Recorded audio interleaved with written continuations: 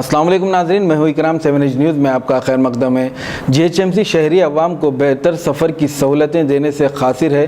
सड़कों पर गड्ढे जूं के तूं हैं और दूसरी जानिब डिवाइडर्स को सजाने का काम जारी है।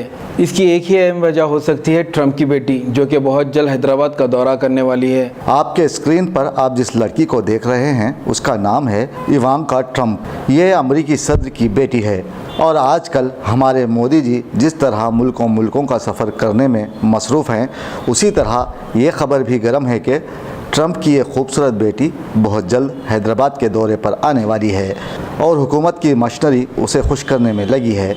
पहले फ़कीरों को पकड़ कर जेल में ठूंसा गया और अब सड़कों के अतराफ़ और डिवाइडर्स को सजाया जाने लगा है, क्योंकि यहाँ ट्रंप की बेटी जो आने वाली है।